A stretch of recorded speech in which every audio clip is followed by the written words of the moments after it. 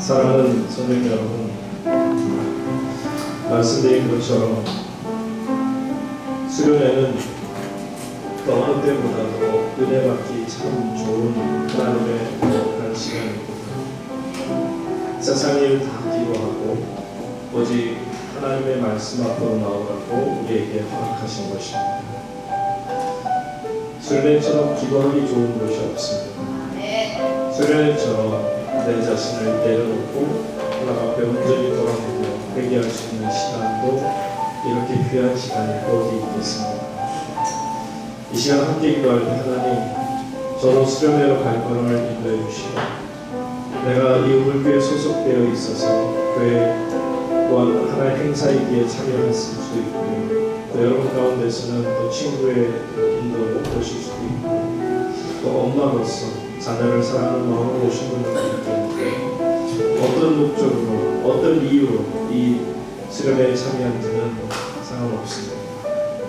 하나님은 여러분 모두 한 사람 한 사람을 너무너무 사랑하십니다. 하나님께서는 여러분을 축복하시고자 기도도 준비케 하셨고 이제 하나님의 은혜를 여러분에게 부어주기 원하십니다. 이 시간 기도하며 나아갈 때 하나님 성령의 기름을 내 머리 위에 부어주시옵소서. 우리의 답답한 심령을 새롭게 하시고 정한 마음을 주시고 정직한 영을 새롭게 하여 주시옵소서.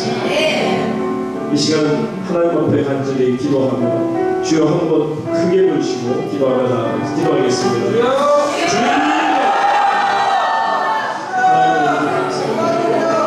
하나님의 은혜로 여기까지 왔습니다. 하나님 지켜주시며 우리심 속에 아버지가 어떤 저희의 마음을 하나님 앞에 내놓습니다. 아버지 이 시간 복음의 관계를 부여주시기를 원하나이다. 우리의 마음을 새롭게 해주시기를 원하나이다. 우리 사랑과 자비의 원천이시며 영원의 안식처가 되시는 우리 하나님 아버지, 그 사랑의 뜻을 분명히 깨닫는 이방의 비가 주시기를 원합니다. 독생자의 중에서 주신 십자가의 보혈을 피로 지혜를 시신받고 세상으로 모든 것을 다시 한번 확인하는 거룩한 복된 시간이 되게 해주시기를 원합니다. 아버지 풍성한 하나님의 은혜를 우선 하나님의 백성으로 이제는 신앙의 선대로 방향을 설정하여 하나님을 더 한 걸음 한 걸음 나아가게 하여 주시옵소서. 이제는 죄악의 모든 길에서 세상을 이지 않게 하시고 하나님을 이제는 거룩한 길에서 벗어나 오직 하나님의 거룩한 뜻을 생각하며 하나님의 거룩한 길을 걸어가는 저희가 되게 하여 주시기를 원하오니 우리의 영원한 심령과 우리의 모든 부족한 마음을 우리를 이 시간 언급하고 있는 모든 것들이 오직 하나님 안에서 믿음 안에 나아가게 하시고 저희를 혼란케 하는 많은 것들이 하나님 안에서 깨끗이 정리가 되게 하시고 하나님 더 이상 내릴 수 있는 거룩한 이 시간 되게 하여 주시옵소서. 부족한 것들과 하나님의 거룩한 말씀을 내어주시되 듣는 자들에게 귀가 열리게 하여 주시옵소서. 오 주님을 찬양하고 세상이 주는 즐거운 것처럼 이 시간에 와서 주의 말씀을 듣사오니 하나님 모든 영광 돌려받아 주시옵소서. 예 주님 모든 영광 돌려받아 주시옵소서.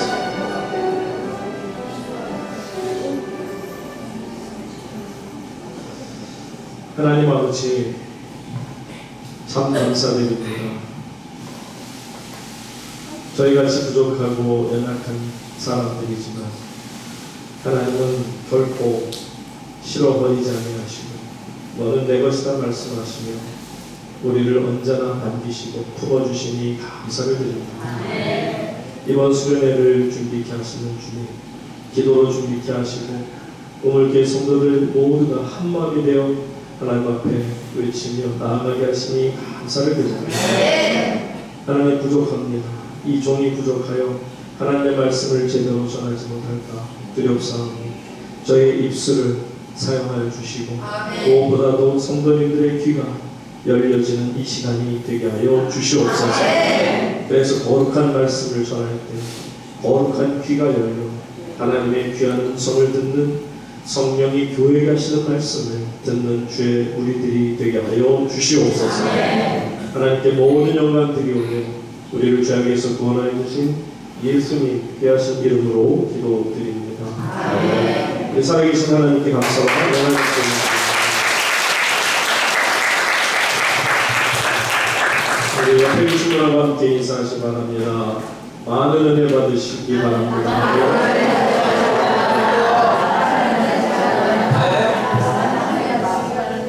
다시 한번 인사하세요. 졸지 마세요.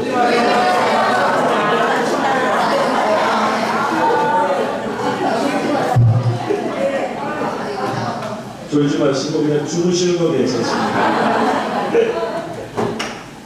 이 시간 우리 하나님의 말씀을 함께 보도록 하겠습니다.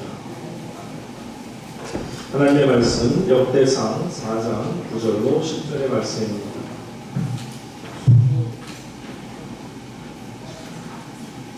구절 제가 읽고 10절 같이 읽습니다. 야베스는 그의 형제보다 귀중한 자라. 그의 어머니가 이름하여 이르되 야베스라 하였으니 이는 내가 수고로 인하 다함이었더라.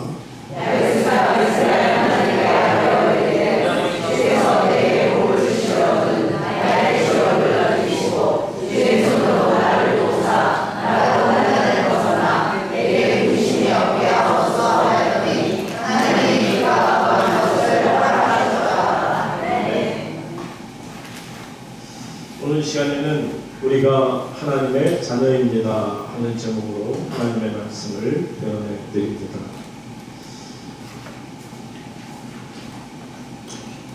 저는 이 설교를 이미 한 번쯤은 들어보신 분이 계실 수도 있어요. 야베스의 기도, 워낙 유명한 기도이기도 하고요. 또 제가 상급에 오게 된 계기가 이 설교 때문에 제가 상급에로 오게 됐어요. 이 설교를 하지 말걸 농담이고요. 저는 그덕분에 한국에 올 수 있었고요. 한국에 와서 목회 또 아주 기쁨으로 목회를 할 수 있게 되었습니다. 한 20년 전에 제가 잠깐 설교를 하고 그때 그러니까 이제 제가 시드니 온누리교회 하영주 목사님하고 온누리교회를 시드니에 세우고 그리고 온누리교회 다니면서 한국에 중국에 선교하러 잠깐 나왔다가 그때 마침 이제 중국에 계신 단동에 계신 의료 선교사님들 한 30여 분 모아놓고 이제 선교 집회를 할 때 제가 3일을 강사하고 복음을 전했는데 그때 잠시 이제 마치 이제 주일 끼게 되니까 한국에 와서 주일을 보는데 그때 5교회를 돌았어요. 하루에 7시에 그 남녀교회, 9시에 송악대교회. 지금 말씀드린 게 다 한 2,3천 명 되는 큰 교회도 있죠. 그리고 또 송악대교회, 그 다음에 11시에 상도교회, 그리고 3시에는 지금은 이제 큰은혜 교회인데 공천동에 있는 큰은혜 교회, 그리고 저녁 7시에는 그 노량진 교회. 그러니까 그들이 다 큰 교회들이긴 한데 어쨌든 하루를 5교회를 다 돌면서 근데 사실 이 같은 설교를 했어요. 지금 오늘 이제 물론 내용은 조금 다를 수는 있습니다만 어쨌든 이 야베스의 기도 이 설교를 가지고 제가 왜냐면 어차피 다른 교회 가니까 하루에 5교회를 돌면서 이 설교를 했는데 두 교회에서 저를 오라고 하더라고요. 그 상도교회하고 그때 큰은혜 교회 두 교회가 목사님 우리에게 꼭 오셔야 된다. 저는 뭐 사실 이민교회 특성화되는 목사라고 생각했기 때문에 이민교회를 또 저는 너무 사랑하고요. 또 저는 또 이민자로 호주에서만 30년을 살았기 때문에 거기서 이제 그 이어 9부터 해서 공부를 했기 때문에 저는 너무 이게 그 호주 문화가 저한테 굉장히 익숙했어요. 제가 한국에 오면 한국 사람 같지가 않고 마치 제 자신이 호주 사람 된 그런 기분으로 했던 것이라 한국 교회 나와서 목회할 생각은 정말 1도 없었어요. 그리고 두 번째는 제 실력이 아니에요. 한국 교회는 너무 크기도 하고 사람도 너무 많고 목사님들도 너무 많은데 저같이 그냥 이민교회 특성화된 목사는 그냥 이민교회 머물러서 이민교회만 하면 되지 하고 해서 사실 그 전에도 물론 몇 교회에서 저한테 오퍼가 있었어요. 그래서 저희 교회 당연히 대주시면 그런데도 제가 그때마다 마음은 너무 고맙죠. 제가 실력을 실력보다는 저를 인정해 주신 거라 생각하니까 정말 고맙지만 저는 이민교회 특성화된 목사이기 때문에 한국교회는 맞지 않습니다. 정중히 사과하고 그리고서는 제가 이제 거절을 했었죠. 그런데 이제 마침 그날 5교회 돌면서 했는데 2교회가 오라고 그것도 저는 그냥 마음으로 나를 인정해 주시는구나 고맙다. 그렇지만 나는 한국교회 목사는 안 된다. 나머지 스스로 생각을 거절을 했었는데 그런데 하나님께서 저에게 음성을 들려주시기로 했지만 항상 저는 집사람 눈치를 많이 보는 사람이에요.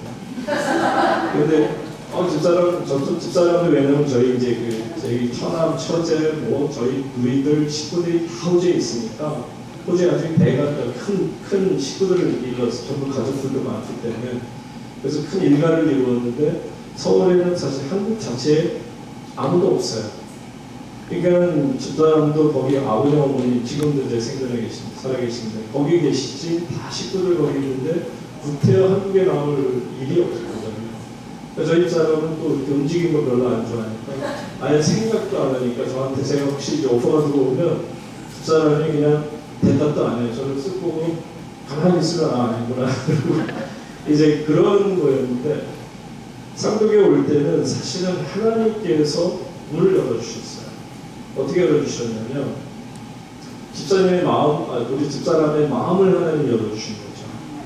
집사람이 하나님 앞에서 교회가 이런 상도교회가 한두 번도 아니고 계속 거절을 했어요. 저는 뭐 레주메라든지 이런 어떤 이력서도 내지도 않았고 그리고 올 생각이 없었기 때문에 계속 요청사항이 있어도 제가 죄송합니다 계속 사과하면서 거절하고 있는 입장.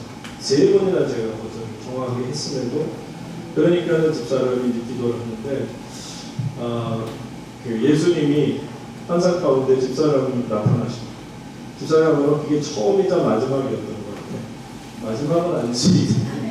어쨌든 저희 집사람에게 환상을 하나 예수님이 보여주셨는데 그 예수님께서 집사람이 손을 붙잡고 그 산으로 가시더래요. 그 산이 쫙 펼쳐져 있는데 그 산마다 산이 있으면 산에 계곡이 있잖아요. 산 사이가 계곡 아닙니까? 그 계곡 사이고 거기 평원 같은 게 쭉 있는데 어디 보면 한 30마리 양이 있는데 어디 막 수천 마리 양이 있는데 가는 데마다 양들이 막 어마어마하게 이렇게 있는데 거기에 목자들이 다 있더래요. 근데 하나님이 저희 집사람한테 한마디로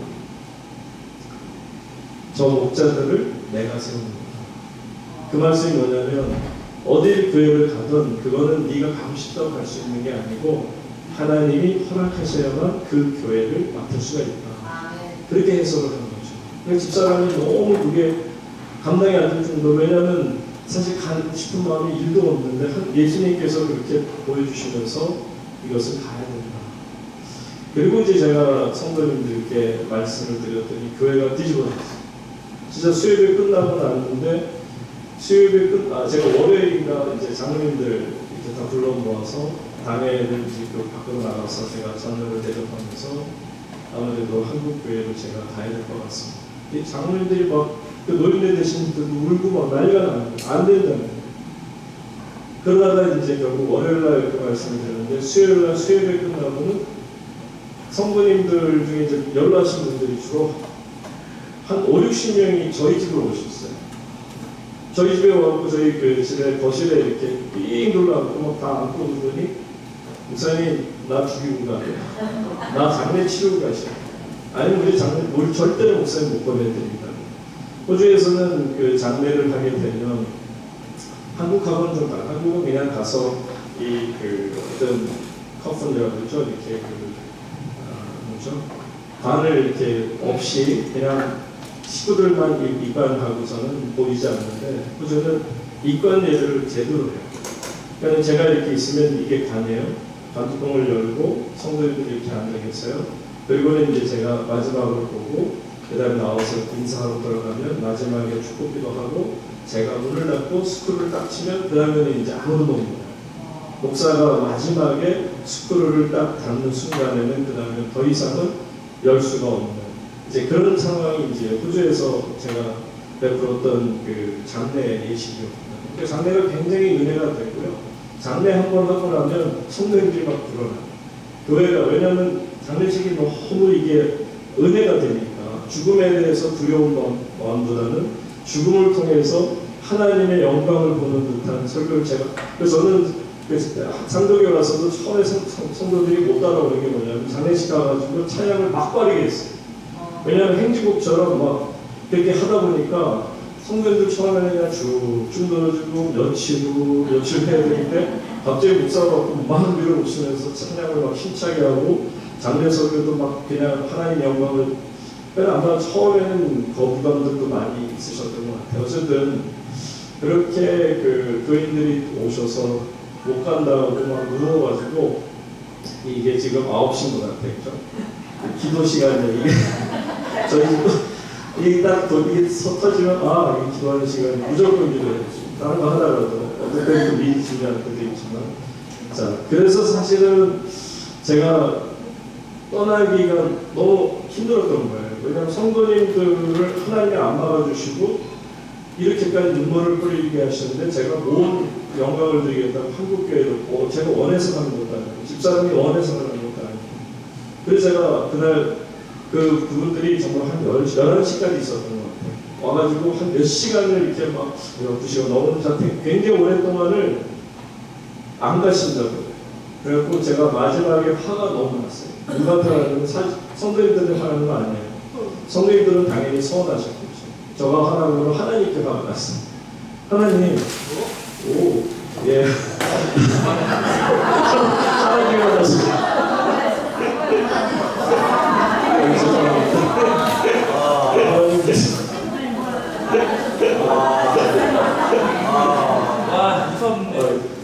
제가 말한 거 취소하겠습니다.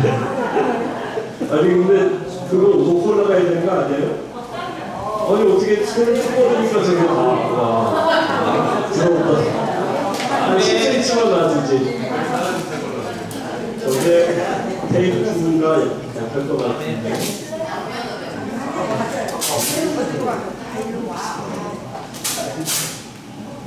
우리 옆에 계신 분하고 졸지 맙시다 인사 한번 해주세요. 네. 지금 이 순간은 제가 보통 교회에서 할 때처럼 이렇게 막 엄숙하게 딱딱하게 못하고 지금은 그냥 그 집회만 생각하고 여러분들이 편하게 지금 제가 이 얘기 하는 것도 이거 저 노는 게 없어요. 전혀 제가 지금 준비한 게 아닌데 하나님 왜 이렇게 끌고 가시는지 모르겠어요. 그렇지만 뭐 있었던 일을 여러분들에게 말씀드리는 것도 성도님들이 들으실 때 최목사가 그랬었겠구나 라는 생각을 가지게 되죠. 그래서 이제 제가 그날 왜 하나님께 화가 났냐면 하나님 제가 언제 간다고 그랬습니까? 하나님이 저한테 가라고 하셨고 집사람한테 환상까지 보여주시면서 그래서 순종하겠다 그러면 다 하나님께서 성도들의 마음을 위로해 주셔야죠. 이렇게 하고 어떻게 제가 이분들을 떠나고 한국으로 갈 수 있겠습니까? 저는 그렇게 지금까지 목회를 18년 동안 개척해서 시드니 온누리교에 이르기까지 한 번도 이런 적이 없었는데 제가 언제 성도님들 마음을 아프게 눈물을 흘린 적이 있습니까? 하나님 저 안 가겠습니다. 저 취소하겠습니다. 하나님도 아마 당황하셨을지 모르는데 제가 취소하겠다고 그랬더니 거기 모여있던 50명의 성도님 한 요 정도 됐어요. 지금 여러분들 정도 된 분들이 갑자기 막 할렐루야로 박수치고 그리고서는 이제 기도하고 보내드렸는데 그리고 나니까 너무 이게 뭐지? 그런데 마침 저희 2층 집이었는데 저희 아들아이가 거기에 이렇게 걸터 앉아가지고 계단 끝에 이렇게 있다가 모든 걸 다 지켜본 거예요. 그런데 그 아빠가 기도하면서 엄마하고 기도하면서 결정하는 거라서 자기는 존중이 여기고 그렇게 해서 그냥 아빠가 이제 움직이시나 보다 했는데 안 하겠습니다 그러고는 했던 게 그게 마음에 안 들어요. 아니 아빠 교인들이 그럴 거라 생각을 못 했냐는 거예요. 교인들의 입장에서 당연히 목사님이 문제도 없었고 사랑하는데 그분을 떠내보내고 싶은 교인이 어디 있었겠냐고. 그러면서 아들이 한마디를 하는데 그 말이 다 맞아요. 네 말이 맞다. 그렇지만 네가 본 것처럼 아빠가 목회를 해보는 동안에 한 번도 교인들의 눈물을 흘리게 한 적은 없지 않니. 근데 그러고서 이제 집사람하고 둘이 이렇게 밤에 산책을 하면서 너무 힘들더라고요. 그랬는데 시간을 좀 줄여서 하나님하고 기도를 했어요. 하나님, 그때 그 집사님 중에 안수 집사님 중에 한 분이 나중에 이분이 너무 화가 나니까요. 나중에 이분이 목사가 됐어요. 근데 그 안수 집사님은 장로가 꿈이었는데 저하고 잘 코드가 맞으세요. 그래서 아마 제가 있었으면 정말 장로님 되고 교회를 잘 섬겼을 텐데 그분이 서울대학교 나오신 분입니다. 이분이 저한테 그러시는 그 사람들 앞에서 목사님 그러면 목사님 기적을 보여주세요. 기도원이 기적을 통해서 하나님의 역사를 보여준 것처럼 만약에 목사님이 기적을 보여주신다면 저가 믿고 따라가겠습니다. 그러시더라고요. 기적을 보여요. 제가 기도원도 아니고 그런데 하나님이 기적을 보여주시더라고요. 어떻게 보이셨냐면 한 2개, 3개로 보여주셨는데요. 첫째는 그 7분의 장로님 중에서 굉장히 강한 분이 계세요. 물론 저를 너무 사랑해 주셨는데 이분이 그래요. 저는 목사님 절대로 안 뺏깁니다. 왜 우리가 목사님 같은 분을 이민 사회에서 정말 나오기 힘든 것들을 왜 우리가 한국에 빼앗깁니까? 저는 죽어도 못 보냅니다. 전에 제가 그분이 이제 전에 섬기시던 교회가 있었는데 그 목사님도 한국의 유명한 큰 교회, 굉장히 많이 모인 교회 담임으로 오게 된 거를 이분이 또 좀 젊었을 때죠. 한 10년 정도 젊었을 때 그 목사님 댁에 가서 4일인가 5일인가를 먹고 자고 그리고서는 목사님하고 사모님 파스포트를 뺏어가지고 그 집에서 먹고 자면서 그분이 돈도 굉장히 많으신 분인데도 그냥 그 목사님 댁에서 먹고 자면서 목사님 못 가는 줄 그러다 보니까 이 목사님이 두 손 두 발 닫은 거예요. 집사님 안 가겠어요. 그래서 안 가셨어요. 그런데 그 다음에 스캔들을 느끼고 그 교회를 쫓겨나셨어요. 그래서 굉장히 어려움이 이제 많이 있으셨는데 근데 어떤 기적이냐면 갑자기 이분이 전화가 와갖고 막 울면서 그래요. 그 어른이 울 사람이 아닌데 굉장히 강한 사람이에요. 정말 무장공비를 맨손으로 그 강릉인가 어디 사시면서 무장공비 내려왔을 때 무장공비를 맨손으로 잡아서 그 보상금이 그때 꽤 많았나 봐요. 그걸 갖고 호주 오신 거예요. 보통 사람이 아닌 거예요. 대단한 사람인데 그분이 전화하면서 울면서 목사님 하나님이 목사님 보내주고 저는 깜짝 놀랐어요. 아니 이게 무슨 정말 기적 아니에요? 왜냐하면 그런 강한 분의 마음을 제가 함부로 이게 변화시킬 수 없잖아요. 근데 이분이 울면서 본인이 그래요. 목사님 하나님이 목사님 보내주래요. 그러니까 무슨 얘기냐 그랬더니 자신에게 그 꿈을 꾸는데 환상같이 보여주는데 너무 또렷하게 그 자신이 섬겼던 그 전의 교회 그 교회 목사님이 마침 그 저기서 멀리서 걸어오는데 처음에는 너무 남대한 사람이라 누군가 봤더니 그 목사님을 머리도 이렇게 다 틀어지고 그 골프장에서 만났는데 너무 불쌍해 보여서 너무 안 됐다 했는데 갑자기 하나님 음성이 자기 귀에 들려주더래요.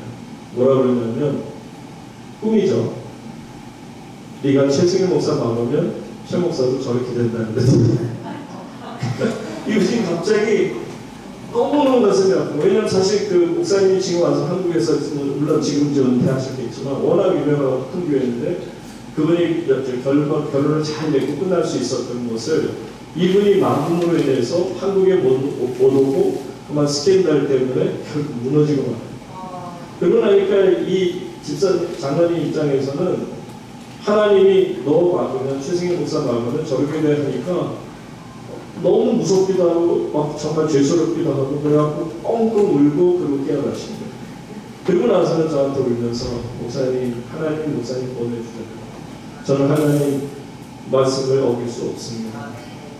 그러고 나니까 나머지 장로님들이 어쩔 수 없어요. 왜냐면 워낙 강한 분이라 만약에 그분이 나서서 목사님 하나님 보내주랬다니까 누가 막겠습니까?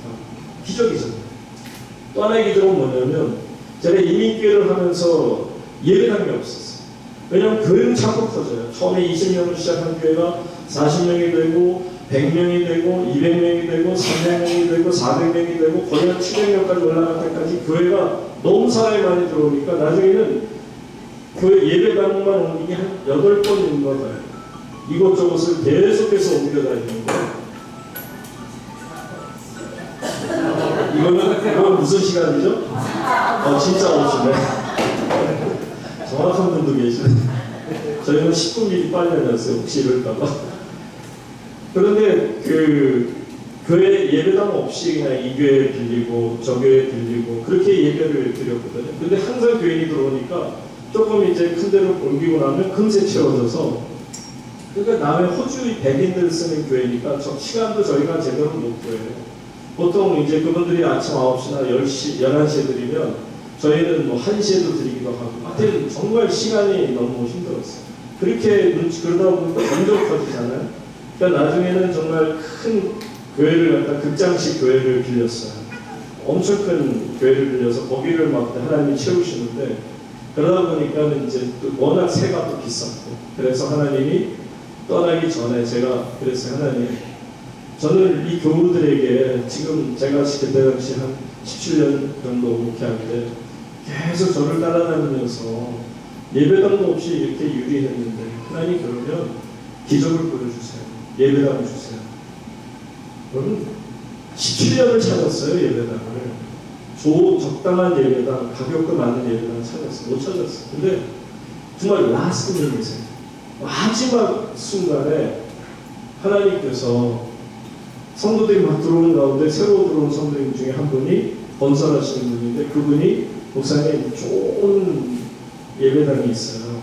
호주 유명한 아키텍트가 이게 설계한 곳이고요.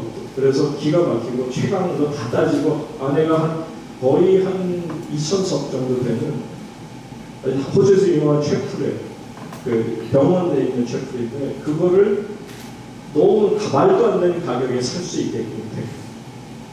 하나님이 제가 상도교로 떠나오기 전에 정말 마지막 순간에 거의 한 달도 안 되는 전에 사인을 하게 하셨고요. 그거를 그래서 지금 시드니 온누리교회가 그 예배당을 너무 잘 쓰고 있어요. 여러분 기적 아닙니까? 그러니까 성도님들이 저를 떠나볼 때는요 붙잡고 싶어도 붙잡을 수가 없게끔 하나님이 저나 성도님들을 그냥 그렇게 흐르도록 하시는데 마지막에 그래서 축복 기도를 받고 성도님들이 공항에 한 80-90명이 남은 것 같아요. 정말 어린 한 100명 되는 분들이 와서 난 그렇게 공항에 한 사람 빼고 배웅 나온 사람 처음 봤어요. 그때 정지관 장로님하고 돌아가신 이지한 장로님이 저를 데리러 오셨는데 공항에서 욕 되게 먹고 있었어요. 왜 우리 목사님 데려가? 어떤 사람이 엉엉 울면서 왜 우리 목사님 데려가냐고. 그냥 마음 약한 정장로님이 너무 미안해가지고 죄송합니다 얼굴 빨개져서 그랬던 그 기억이 납니다. 어쨌든 제가 왜 이 얘기를 지금 갑자기 했는지 모르겠어요. 그렇지만 오늘 교성들은 전혀 모르는 이야기고 제가 상도교에 와서도 이 얘기는 전혀 아니기 때문에 지금 아마 처음 듣는 분들이 대부분이실 텐데 어쨌든 이렇게 해서 제가 상도교에 와서 목회를 하게 되었고요. 그러면서 또 상도교에서 또 좋은 시간도 있었고 아픔의 시간도 있었고 그렇지만 저는 상도교회를 아까 은지자매가 렐러베이션인가요? 찬양 가사를 들으면서 참 좋다. 한국 교회 설교가 얼마나 거짓이 많고 하면서 하시는데 굉장히 정말 신선한 충격을 받았고요. 정말 교회가 좀 새롭게 변화되어야 되겠다 생각해서 하나님이 저를 사용하신 것 같고 상도교회를 새롭게 하시고자 하는 또한 시간인 줄로 믿습니다. 그래서 저는 이제 상도교회가 이번에 장로님 잘 뽑히게 되면 11월 둘째 주에 당에 장로 선거가 있다는데 되시면 너무 좋을 것 같아요. 지금 아직 상도교회 상황을 모르는 분들은 제가 교회를 내려놓음으로 그 당시 13분의 장로님 모두를 다 사임시켰어요. 당회가 그래서 완전히 해산이 됐고요. 그래서 현재 상도교회는 당회가 없습니다.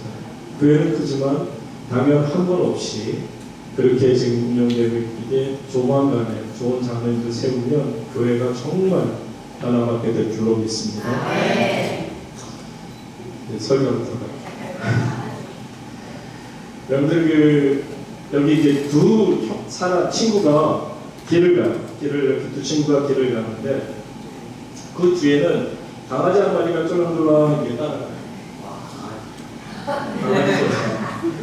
강아지가 뒤를 쫓아가는데 두 친구는 열심히 얘기하는데 보니까 뒤에서 보는 사람이 저 강아지 주인이 누굴까?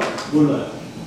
강아지도 별로 신경 안 쓰는 것 같고 두 사람도 신경 안 쓰고 얘기를 하니까 강아지가 저쪽에서 한 5m 정도 뒤에서 쫄랑쫄랑 따라가요. 누구 개일 것 같아요? 모르죠? 길이 이제 갈림길이 나와요.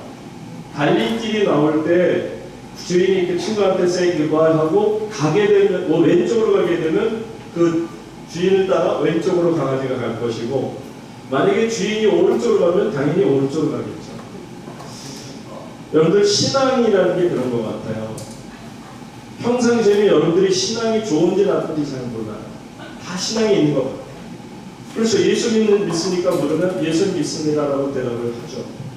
그런데 언제 여러분이 예수 믿는지 아닌지를 아느냐 하면 고난이 왔을 때 보면 고난이 여러분에 닥쳤을 때 여러분을 따라가는 것이 믿음이 있다면 그때 정말 여러분을 고난의 갈림길에서 여러분이 왼쪽으로 가면 믿음이 왼쪽 따라오고 오른쪽 가면 오른쪽 따라올 때 여러분이 믿음이 있는 분이구나 라는 것을 알게 됩니다. 고난이 왔습니다. 여러분들 이 고난이라고 하는 것을 좋아하는 사람은 아무도 없습니다. 이 고난이라고 하는 것을 그래 세상 사람들 글 중에서 제가 한때는 칼럼을 오랫동안 썼기 때문에 칼럼 쓰는 분들 많은 칼럼을 읽잖아요. 그 중에 제가 한국 사람 중에서 진짜 칼럼니스트가 저는 그 조선일보 오랫동안 했었던 이규태 씨라고 생각합니다. 그 이규태 씨 칼럼을 보면 와 어떻게 이렇게 짧은 글에 내용을 다 담고 사람들에게 어떤 충격과 임팩트가 충격을 이렇게 줄 수 있을까? 와 정말 놀랍다. 그런 분이 저는 이규태 돌아가셨습니다. 이규태 씨라고 생각해요. 그분이 쓴 글 가운데 한국인의 의식구조라는 글이 있어요. 짧은 글입니다. 그 한국인의 의식구조 중에 보면 한국 사람들은요 어려움이 고난이 찾아왔을 때 두 가지 단어로 이 고난을 건너뛰려고 한다는 거예요. 두 가지 단어가 뭐냐면 첫째는 어차피, 두 번째 단어는 차라리. 어차피라는 건 뭐냐면 어차피 나는 걸렸어. 어차피 나는 모든 게 다 시간적으로도 난 이미 나이 듣고 어떻게 하고 어떤 사람은 그렇게 해서 자신의 고난을 이기려고 하지만 이길 수 있어요. 또 마찬가지로 차라리도 많잖아요. 차라리 내가 새였더라면, 차라리 내가 뭐였더라면 이렇게 해서 여러분 앞에 있는 고난을 건너뛸 수 있을까요? 절대로 어차피 차라리로 해서 안 된다는 거예요. 그게 이규태 씨가 글을 통해서 뭐라고 표현하냐면 한국인의 의식구조 중에 그 어차피라는 것은 뭐냐면 그 체념의 이야기라는 거예요. 그러니까 한마디로 자기 자신에 대해서 체념하면서 그렇게 고난을 이겼다고 착각한다는 거예요. 그리고 또한 차라리라고 하는 것은 상상의 미학을 펼쳐서 그래서 상상의 날개로 지금에 있는 고난이 너무 힘드니까 차라리 그런데 여러분 어차피나 차라리는 고난을 이길 수 없습니다. 그게 이제 결론이에요. 여러분 한번 보세요. 여러분 앞에 고난이 올 때 여러분은 고난을 어떻게 대하고 계십니까? 고난이 오면 난 고난 싫어. 싫어. 너무 싫어. 너무 싫어. 나는 그냥 도망갈까요? 도망가십니까? 아니면 고난이 올 때 너 고난아 내게 와라. 내가 너를 카운팅 펀치로 날려버리겠다 하고 그거를 대적하는지 한번 여러분들 평상시에 고난을 대처하는 여러분의 방법이 어떤가 보세요. 대부분이 아마 도망가는 분들이 많을 것 같아요. 도망가다 보면 여러분 전에도 제가 설교 시간에 한번 예언을 드린 적이 있어요. 본다이비치에서 그 수영을 하게 될 때 이 호주의 시드니에 가시면은 본다이라는 해변이 너무 좋아요. 그게 보통 이렇게 파도가 3겹, 4겹. 이게 좀 보통 평안한 때는 2개 정도 오지만 바람이 불 때는 3개, 4겹, 5겹까지 가는데 그런데 수영을 조금 하는 분, 저는 수영을 굉장히 좋아하기 때문에 수영을 잘한다는 것을 봤을 때 수영을 좋아해요. 그런데 수영하는 사람들 보면 그 파도를 이렇게 헤치고 나가서요. 거기 그 밖에 나가면 파도가 끝나는 데 나가면 거기 평평합니다. 그럼 거기 진짜 수영하는 분들은 거기서 대각선으로 한 30-40분을 이렇게 바다에서 깊은 데서 수영을 풀장처럼 하다가 그리고 한 사람 한 사람씩 다시 이제 육지로 들어오는 거죠. 저는 처음에 이제 호주에 가가지고 수영에 자신이 있으니까 이러고 봤어요. 그때 아주머니 한 분이 그 바닷가로 나갈 때 저도 그분 따라가는데 그분이 어떻게 했냐면 파도가 오면 다이빙을 하는 거예요. 다이빙을 하면 파도가 지나가면 다시 서서 걸어가다가 또 큰 파도가 오면 다시 다이빙해서 그걸 뚫고 지나가요. 그렇게 2번, 3번, 4번 하고 나니까 정말 나중에 물론 깊죠. 끝에는 굉장히 깊습니다만 거기 떠가지고 수영을 막 해요. 와 좋은 거예요. 너무 좋더라고요. 야 진짜 여기 수영하는 사람도 여기 있네. 그런데 문제는 들어오는 걸 제가 못 봤어요. 저는 들어오는 것도 그렇게 하면 되는 줄 알았어요. 파도에 몸을 실으면 이 파도가 어서 가세요. 그러고 딱 이 땅까지 데려다 주는 줄 알았어요. 물론 보드는 그래요. 보드를 타면 서핑이라는 게 바디 서핑이 있고 보드 서핑이 있어요. 바디 서핑은 여러분 말 그대로 그냥 파도 오면 파도 노는 그것도 서핑이에요. 근데 보통 우리는 생각할 때 이 보드를 타는 거 있잖아요. 보드를 타고 서핑을 하는데 저는 이제 바디 서핑이 하러 나갔는데 아무것도 없으니까. 그런데 이제 파도가 오니까 들어오면서 파도가 오니까 얼른 몸을 실었어요. 얘가 나를 조금 밀고 가더니 그냥 없어지더라고요. 그래서 좀 앞으로 막 수영을 갔어요. 근데 뒤 보니까 파도가 또 와요. 그래서 파도에다 몸을 또 실었더니 얘가 조금 가다가 그냥 지나가 버려요. 그래서 앞으로 그냥 계속 하는데 순간 좀 이상해가지고 목에 탁 뜨는 순간에 보니까 파도 하나가 이만하게 따라와가지고 저를 빵 때리는 순간에 머리가 물에 톱에 가서 탁 닿고 코로 물이 슉 들어와요. 그 순간에 이게 뭐지? 간신히 살아남았어요. 근데 제가 그럴 때는 또 실제 곱슬머리예요. 이거를 그냥 못 넘어가겠어요. 그래서 가만히 앉아서 지켜봤어요. 왜 내가 죽을 뻔했을까? 봤더니 너무 간단해요. 그 후로는 너무 더 이 바다 수영이 그렇게 어렵지 않았어요. 어떻게 하냐면 들어올 때도 마찬가지예요. 똑같습니다. 이렇게 들어오잖아요. 오면서 육지적으로 수영하다가 파도가 올 때쯤 되면 다시 뒤를 보는 거예요. 얼른 턴어라운드 해서 뒤를 보면 파도가 오잖아요. 뚝 나가면 돼요. 그리고 파도가 지나가면 다시 몸을 육지에서 막 빨리 좀 헤엄치다가 보면 이거 계속 신경을 써야죠. 파도가 올 거를. 파도가 오면 역시 뚫고. 그러면 그냥 서너 번 하다 보면 다시 육지로 나오는 거죠. 원리는 똑같아요. 여러분들 고난의 파도가 왔을 때 그 파도가 무섭다고 도망가다 보면 그 파도에 휩쓸리면 못 살아남습니다. 죽을 수도 있어요. 그냥 물에 가서 물을 엄청 먹을 수도 있고요. 그런데 여러분들이 고난의 파도가 몰려올지라도 두려워하지 않고 파도를 어떻게 하라? 뚫고 나가면 돼요. 고난을 이길 수 있기를 주의 이름으로 축복합니다. 지금까지 어떤 고난이 여러분을 괴롭히는지 몰라요. 그렇지만 여러분들이 지금까지 만만한 쌍을 보였으니까 고난도 여러분을 추익하는 게 너무 쉬웠던 거예요. 재밌었던 거예요. 그러니까 여러분들을 계속 고난으로 미국 들어가면 꼼짝을 못하고 자기 말을 듣게 돼 있거든요. 그런데 그러지 마세요. 여러분은 충분히 고난을 이기고도 남는 하나님의 자녀인 줄로 믿으시기 바랍니다. 예수님이 제자들하고 길을 갔어요. 길을 가는데 마침 저기에 눈이 먼 장님이 있어요. 여러분 잘 아는 실로암 바로 그 장님, 그분이에요. 블라인드맨이 거기에 앉아있는데 이 유대 사람들의 생각은 뭐냐면 죄가 있다는 거예요. 인과응보, 여러분 아시죠? 뭔가 죄가 원인이 있으니까 그래서 결국 거기에 보응으로 죄를 받는 거 아니냐, 그 뜻 아니겠어요? 그러니까 예수님한테 그렇게 물어요. 예수님, 저 사람이 저 장님이 된 게 누구 죄 때문입니까? 본인의 죄입니까? 아니면 저 사람 아버지의 죄입니까? 그렇게 물어요. 그러니까 당연히 죄 때문에 저 사람이 장님이 됐다라고 생각하는 거예요. 여러분 그게 유대인들의 생각이에요. 어떤 분들이 장애를 앓고 있어도 그 장애를 보면서 하는 겁니다. 뭐라고 그러냐면 누구 죄 때문에 저 사람이 저렇게 장애를 앓고 있느냐, 그 얘기예요. 와, 유대인들이나 불교인들이나 별로 다르지 않을 것 같아요. 근데 예수님 뭐라고 하는지 아세요? 예수님께서 요한복음 9장 3절에서 이렇게 대답하십니다. 안 나오면 제가 그냥 읽을게요. 다 같이 한번 읽겠습니다.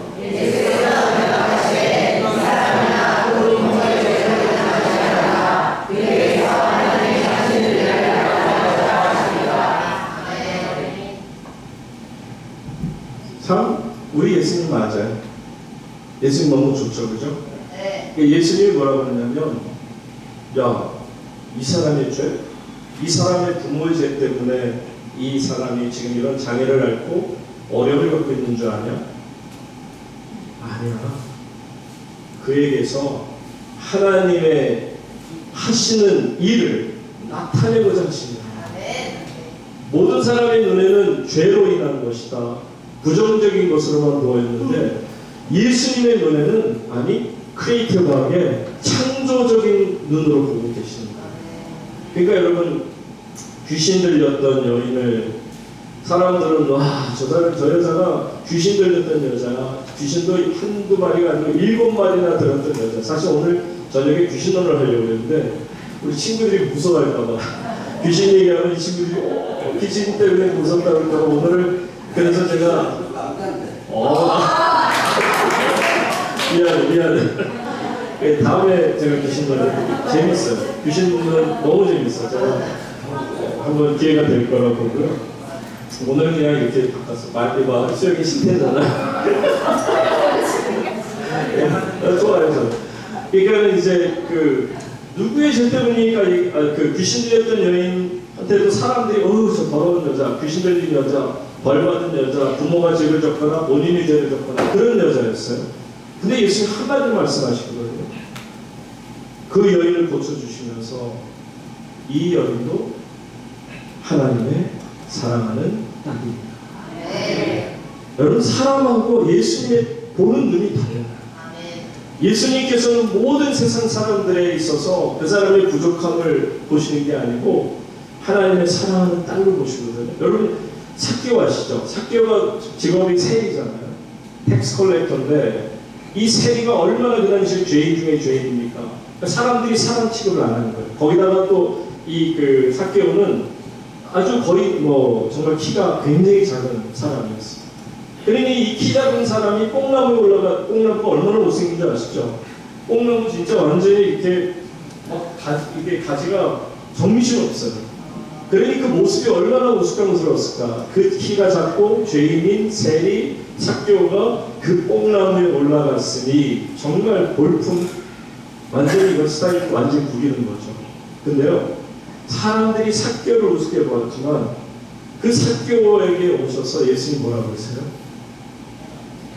이 사람도 사랑하는 하나님의 보세. 누가복음 19장 9절에 보면 예수께서 이르시되 오늘 구원이 이 집에 이르렀으니 이 사람도 아브라함의 자손입니다.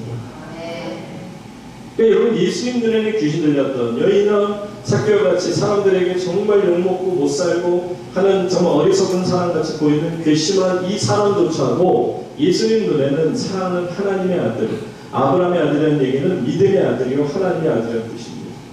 하나님의 거룩한 자녀가 그렇게 보신다. 자 그러면 오늘 제가 설교하면 저는 이 설교 4시간 더 할 수 있어요. 제가 영락교회 가서 영락교회 기도원에서 밤새고 제가 4시간 20분 설교하는 사람이니까 저는 길게 하는 거 설교 문제 없어요. 근데 듣는 분들 오늘 그냥 간단하게 하고 끝내려고 애를 쓰는데 괜히 쓸 때 처음부터 엉뚱한 거 빠져가지고 호주 얘기하고 어쨌든 자 아멘. 와 놀랍네. 아니 목장님이 안 주무신 걸 처음 봤어. 목장님이 저녁형이시네. 주로 아침에는 거의 주무시고 계실 때 아침에 와 목장님 멋있어. 아주 좋습니다. 목장님 위해서 박수 한번.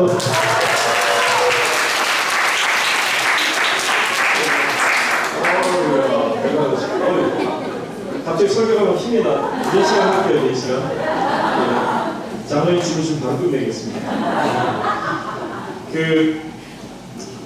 여러분 성경 오늘 본문에 보시니까 누구 얘기가 나와요? 야베스가 나오죠. 우리는 이제 발음이 야베스인데 원래 히브리식 발음은 야흐베츠. 이게 막 뭐라 할까요? 거친 사운드가 락 사운드가 섞여 야흐베츠인데 그냥 야베스라고 할게요.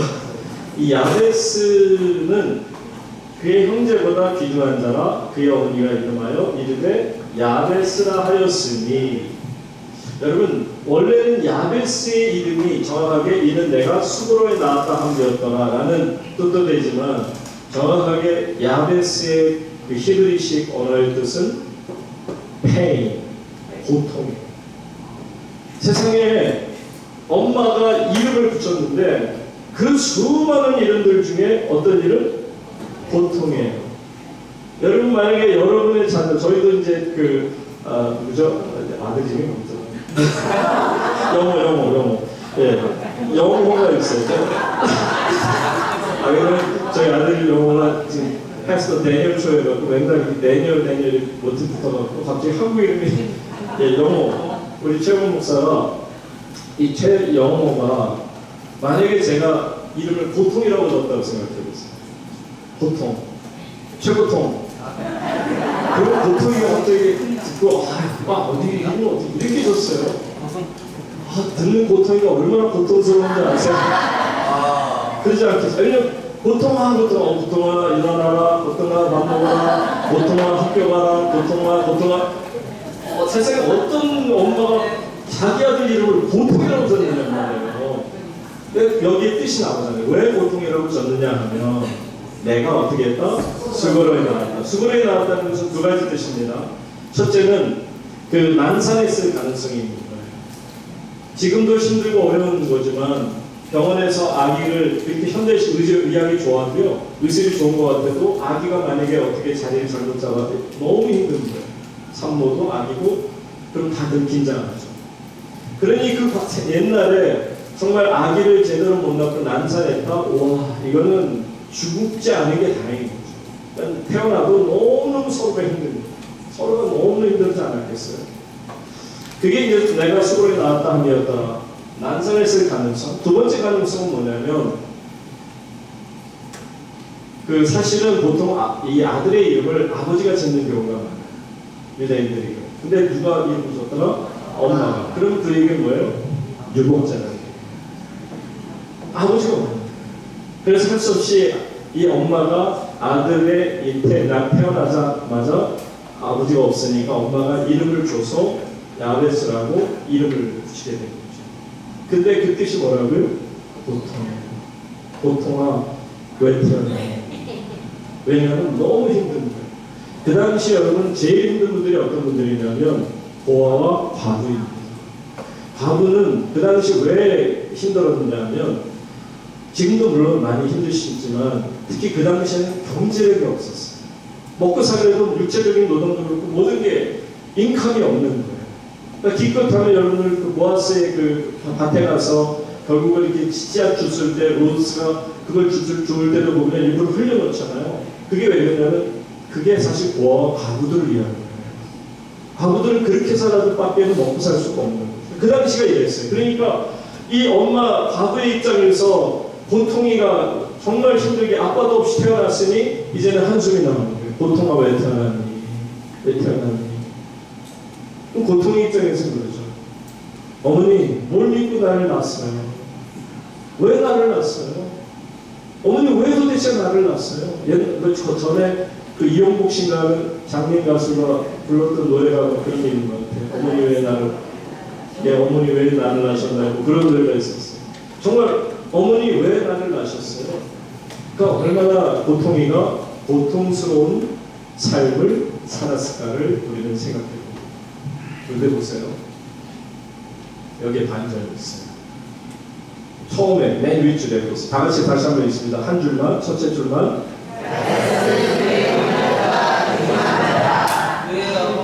거기까지만. 야베스는 보통이는 그의 형제보다 귀중한 자. 여기서 형제는 누구를 얘기하냐면 엄마 배에서 같이 난 그런 동기들, 형제, 누이들 아니고요. 여기 형제라는 것은요. 여러분 이 역대상 4장 9절 10절이에요. 역대상 4장부터 9장까지 걸쳐서 이름이 나와요. 여러분 혹시 방언받기 원하시는 분은 이거 빨리 읽으면 방언 돼요. 역대상 말씀이 너너너너 고스나를 아누카 소베바와 하둠의 아들 아해 전혀 처음 듣는 그런 그 이스라엘 이름들을 쭉 읽다 보면 방언이 터지다. 이게 농담이고요. 그런 방언 하시면 안 돼요. 예, 어쨌든 그 야베스는 그의 형제보다 귀중한 사람이 뭐냐면 아니 4장 중 1장부터 9장까지 적어도 저는 안 세봤습니다만 세부문의 얘기가 530명 이상이에요. 또 530명 이상의 이름이 나오는데 그 모든 형제, 근데 그 중에는 놀라운 이름들도 있어요. 여러분 잘 아는 이름들이 다 있어요. 다윗도 나오고요, 솔로몬도 나와요. 그런 분들 다 포함해서 그의 형제보다 the most honorable person, 귀중한 자입니다. 여러분 이게 놀라운 거 아닙니까? Impossible to possible, 불가능해서 가능케 하신 하나님. 야베스, 고통이에서 존귀로운 정말 존귀한 자, 그것도 형제보다 그 어떤 사람보다도 가장 존귀한 자로 만들어 주신 하나님의 역사를 믿으시기 바랍니다. 아멘. 여러분이에요. 여러분이 고통 가운데 태어났었어도요, 여러분은 하나님 안에서 가장 귀중한 자를 믿으시기 바랍니다. 그게